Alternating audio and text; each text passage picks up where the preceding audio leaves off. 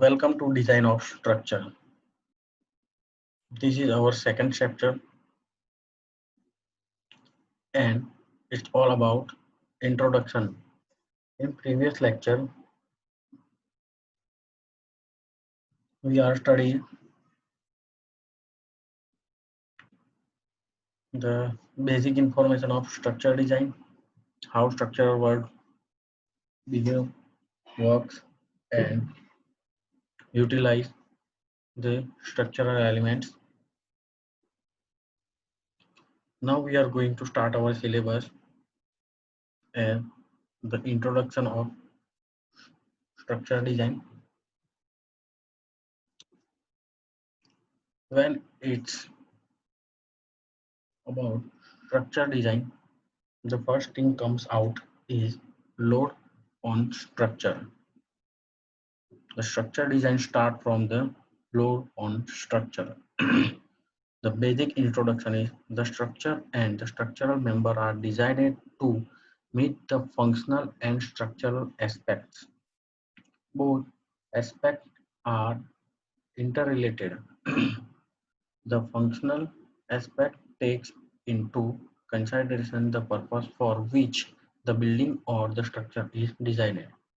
It includes the determination of location and arrangement of operation, utilities, occupancy, fire safety, and compliant with hygienic sanitation, ventilation, special equipments, machineries, or other features.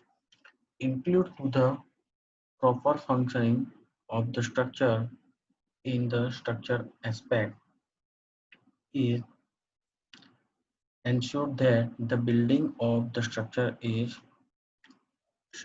safe, the main fundamental of civil engineering, strong fundamental of structure engineer, durable and economical fundamental of environmental engineering. The minimum requirement pertaining to the structure safety of building are being covered into codal dealing with load by way of laying down minimum design load which have to be assumed for dead load, import load, wind load, other external load the structure would be required to bear.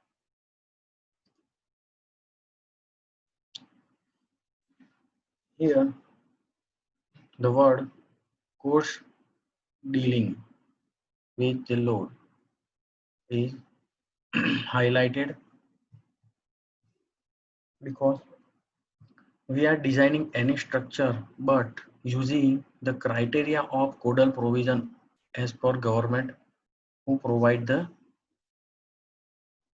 limits for the design, and that limit is not more than the capacity and not less than the capacity is the particular limit for which we are designing the structure so that we design our structure economy and durable, also load variable, and the bearing capacity of structure is good, so its life capacity is as per design. Let us continue. Unnecessarily heavy load without proper adjustment should not be assumed. The structure are designed between two limit, namely the structure safety and economy. Here structure safety is first put before the economy because the safety is first and then the economy. Here unnecessarily heavy load without proper assessment should not be assumed due to any heavy structure and uneconomization of the country or any person.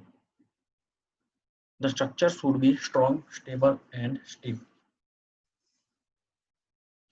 Estimation of the load for which structure should be designed is one of the most difficult problems in structural design, and it is done by the analysis, which we already learned in our previous semesters, like structure analysis 1, structure analysis 2, and the most part is mechanics of solid. The disaster must be able to study the load which are likely to be acting on structure throughout its lifetime and the load to which the structure may be subjected during a short period. It is also necessary to consider the combination of load for which the structure has to be designed. As I previously said that any structure is designed not for its whole life but designed for a one or two disaster which is come for its come once in his or and comes in this structure's whole life. Also, it is necessary to consider load combination. In first lecture, I use the word load combination as per Indian standard. Indian standard decides some critical load combinations for which load combination the structure mostly affected. Now, types of load. From mechanics of solid, we know there are many types of load, but in structural world, beyond that types of load are used, like dead load, live load, also called imposed load, wind load, snow load in icy area. Uh, in India, like Kashmir, there is a snowfall is compulsory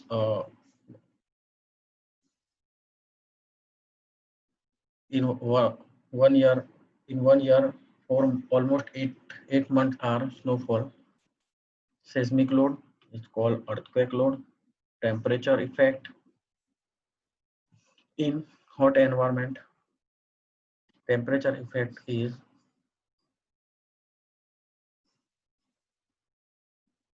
crack the concrete, and due to cracking the concrete, the building element is goes weak. So in that case, we need to calculate temperature load and design the structure as per it. In addition of the above load, these above loads are main loads. Following forces and effect also considered while designing the structure. Foundation movement due to any underground activities, elastic axial shortening, soil and fluid pressure, vibration, fatigue, impact, erection load, stress concentration effect, dead load. Dead load of a structure means the weight of the structure itself, the dead of its building will consist of the weight of all wall, partition floor and roof. Load due to partition shall be estimated on the basis of actual construction detail of the proposed partition and their positioning in the according with the plan. Dead load is nothing but the load of the building, means self weight, and the things laying permanent on the particular place. The next load is live load or imposed load. Live load are the load which vary in magnitude and in position. Live load are also known as imposed load. Transient load. Imposed load consists of all load other than the dead load. In real world, the live load is the load of human beings, furnitures, any moving bodies, etc. The code used for defining live load is IS 875 part 2 and in case of dead load is IS 875 part 1. Now wind load. In any area near to sea,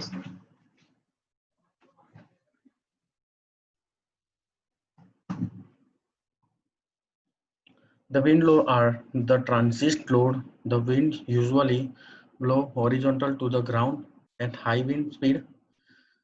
The vertical component of the atmospheric motion are relatively small. Therefore, the term wind denotes almost exclusive the horizontal wind. In designing, when it is talk about the designing, we use wind load as a horizontal load, earthquake also as a horizontal load. But in the case of wind load, uh, when the building located on any windy area where the wind pressure is comparatively high, and also as we get height of any structure, we have to face the wind pressure.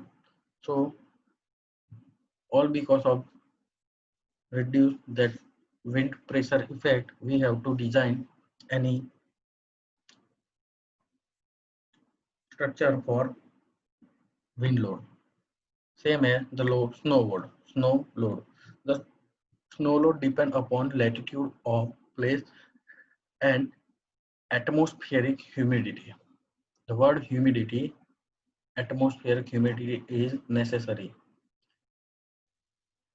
The atmospheric humidity is varies with variation of location. The snow load acts vertically and it is expressed in kilonewton per meter square of land, same as dead load. Then after seismic load, we are considering it as an earthquake load. It becomes essential to consider seismic load in the design of structure. If the structure is situated in the seismic area are the region which are geologically young and unstable part and which have experienced earthquake in the past and are likely to experience earthquake in future. We never judge a zone or an area for seismic effect, but we have to use that area's past experience data of earthquake and consider the same amount of earthquake may be possible in future. And the base of this assumption, we are using the earth seismic data and use it on our structure design. Soil and hydration pressure, erection of effect, dynamic effects, temperature effect, and there is some load combination. The main portion of the structure designing. Nowadays, it's easy to load combine all because of software and modernization in structure designing.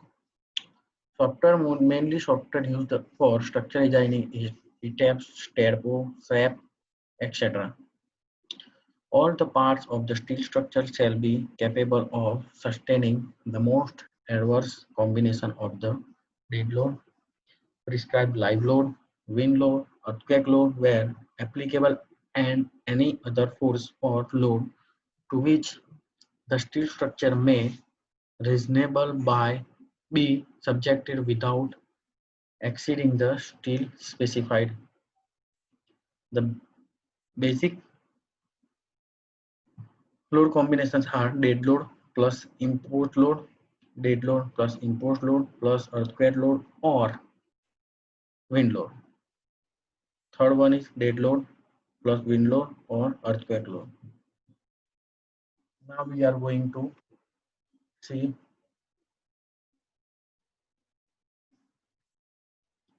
load combination as per Indian standard.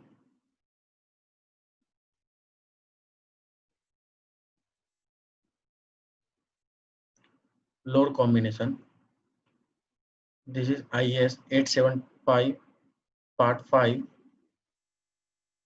Load combination is easily available in most of the Indian standard code.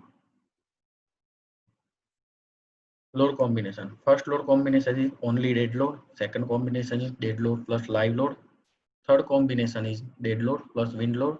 Fourth combination is dead load for earthquake load. Then dead load plus temperature load.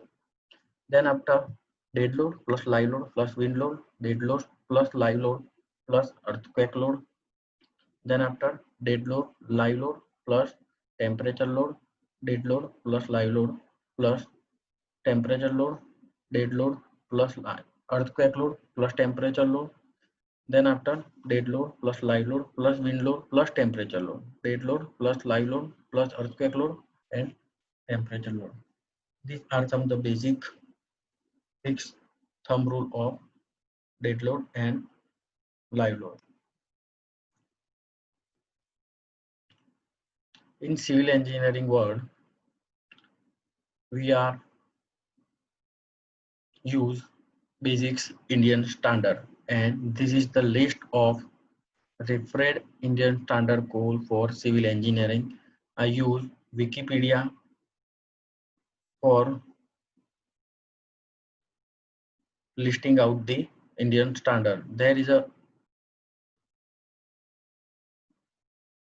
many more code available, but the main Indian standard codes for construction, structure, and analysis are these: IS 456, IS 383, 2386, and its name Code of Practice for Plain and Reinforced Concrete, specification for fine and coarse aggregate for natural sources for concrete, method of stage test of aggregate in every situation for testing from sand to concrete. We use Indian standard. The main IS code used for concrete design is IS 456, and the other are necessarily used for particular things. The other India standard handbooks for cement, coarse and fine aggregate, for bricks, masonry mortar, cement concrete, curing compound, PVC water stop, HYSD bar, precast RCC building, soil, etc. etc. We are stopping our lecture here, and in next lecture